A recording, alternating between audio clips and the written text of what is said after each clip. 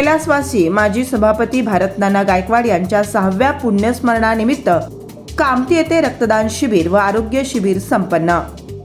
Advocate पवन कुमार गायकवाड यांनी केलं होतं या शिबिराचं आयोजन।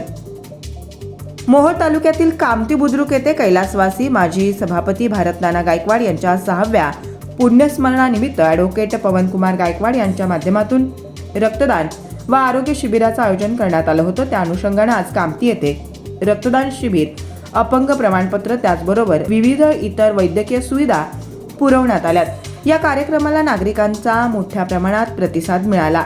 अशा प्रकारचे शिबिर वारंवार भरवत असल्याचं पवन कुमार गायकवाड यांच्याकडून नमूद करण्यात आलंय। वैद्यकीय अधिकाऱ्यांनी देखील या शिबिराचं कौतुक केलंय। मोहोळ विधानसभा मतदारसंघाच्या दृष्टिकोनातून आपली तयारी भक्कम असल्याचं पवन कुमार गायकवाड यांनी सांगितलंय।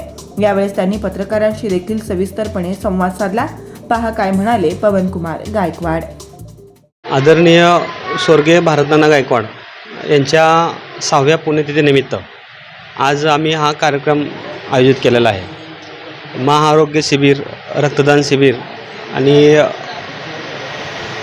जे अपंग लोक आहेत त्यांच्यासाठी सर्टिफिकेट वाटप या सर्व कार्यक्रमाचं नियोजन आमच्या टीमने आणि मी आयोजन केलेलं आहे। आणि या कार्यक्रमाला बहुतेक जनतेने लोकांनी याला साथ दिला आणि भरगच्च प्रतिसाद मिळाला, त्यामुळे मी सर्वांचा सर्वप्रथम आभारी आहे। आणि खऱ्या अर्थाने स्वर्गीय भारतनाना गायकवाड 2018 साली त्यांचं निधन झालं। त्या निधनानंतर त्यांचा वारसा, त्यांचा वसा, त्यांचं राहिलेलं अधुरं काम, तालुक्याच्या बाबतीतलं त्यांचे प्रेम आणि आपुलकी हे कुठंतरी थांबू नये, ह्या गोष्टीचा कुठेतरी स्टॉप होऊ नये ह्याच्या उद्देशाने मी आणि नानांच्या काही कार्यकर्त्यांनी मिळून आम्ही नानांचं कार्य पुढं घेऊन जाण्याचं काम हे 2019ला त्यांच्या पहिल्या पुण्यतिथीनिमित्त करण्याचं ठरवलं। 2019 पासून आजपर्यंत हा रक्तदान शिबिर असेल, आरोग्य शिबिर असेल, वयोवृद्ध लोकांच्या काही अडचणी असतील किंवा मोहोळ तालुक्यातील गोरगरीब जनतेच्या काही सोयीसुविधा त्यांना उपलब्ध करून देण्याचं काम असेल, हे आम्ही मोठ्या प्रमाणात करत आहोत। आणि ह्या सर्व कामातून आम्हाला जो आशीर्वाद मिळतो किंवा नानांना ह्या गोष्टीचा जो आशीर्वाद मिळतो हे बघून आम्हाला खूप आनंद वाटतं, कारण नानांच्या नंतर हे काम आम्ही तसंच चालू ठेवलेलं आहे।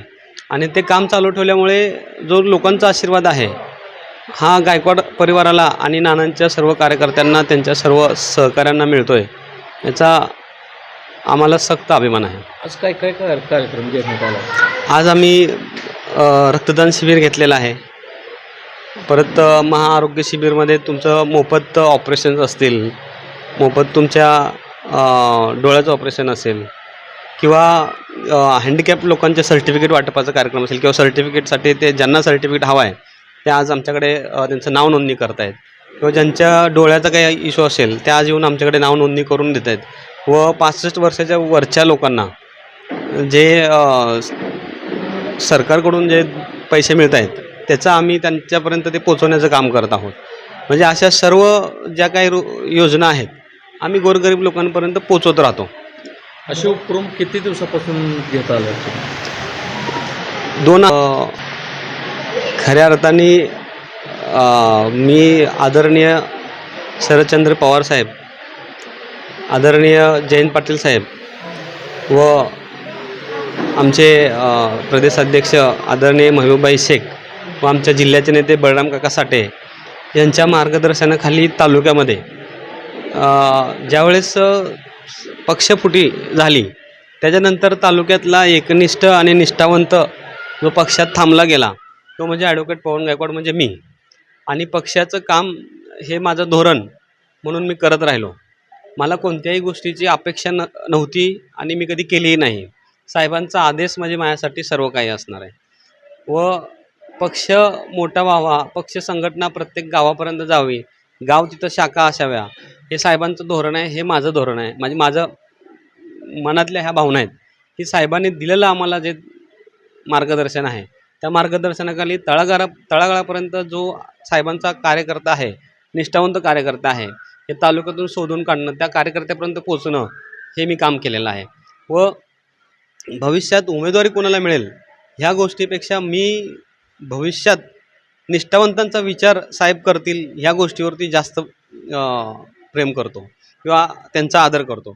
साहेबांचं येणाऱ्या युवा पिढीला जे योगदान देणार आहेत साहेब किंवा युवा पिढीला उचलून धरणार आहेत, ह्याच्यावर मला असं वाटतं की 100% उमेदवारी ही साहेब ठरवतील.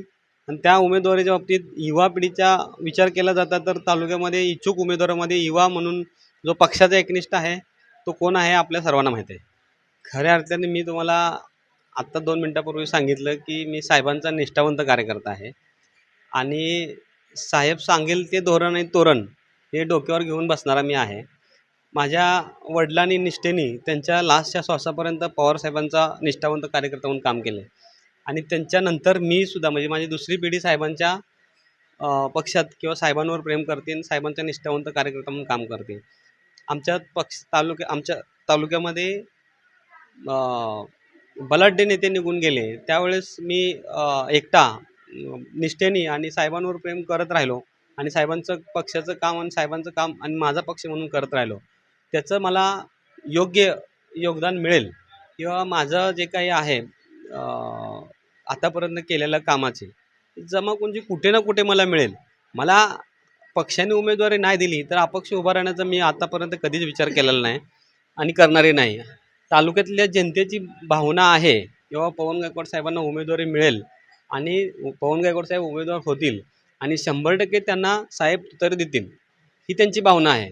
आणि खऱ्या अर्थाने तुतारी ही माझ्या हातामध्ये साहेबांनी रायगडावर दिलेली आहे असं कधीच म्हणता येणार नाही, कारण की जबाबदारी ही जबाबदार माणसाकडेच दिली जाते. म्हणून मला असं वाटतं की मी जबाबदार व्यक्ती आहे, साहेबांच्या विचारांचा व्यक्ती आहे, म्हणून माझ्यावर जबाबदारी दिलेली आहे. मोहोळ तालुक्यात आपले गावभेट दौरे वगैरे काय सुरू आहेत का? मोहोळ तालुक्यामध्ये मोठ्या प्रमाणात मी प्रत्येक गावात जाऊन गावभेट दौरे घेतो. गावभेट दौरे घेताना लोकांची जी प्रतिक्रिया आहे, बाबा भूमिपुत्र हा आपल्या तालुक्याचा आमदार व्हायला हवा आणि गेल्या कित्येक वर्ष झालं की तालुक्याला भूमिपुत्र आमदार लाभला नाही आहे आणि भूमिपुत्र आमदार मिळाला तर विकासाची धुरा किंवा विकास हा तालुक्याला बघायला मिळेल, हे असं मोहोळ तालुक्यातल्या जनतेचं मत आहे. कैलासवासी माजी सभापती माननीय भरत कुमार गायकवाड यांच्या 6व्या पुण्यस्मरणानिमित्त ॲडव्होकेट पवन कुमार गायकवाड यांच्यामार्फत एक भव्य रक्तदान शिबिर हे जे आयोजित केलेलं आहे ह्यासाठी आम्ही त्यांचे आभार मानतो. आम्हाला खूप चांगलाच प्रतिसाद मिळालेला आहे.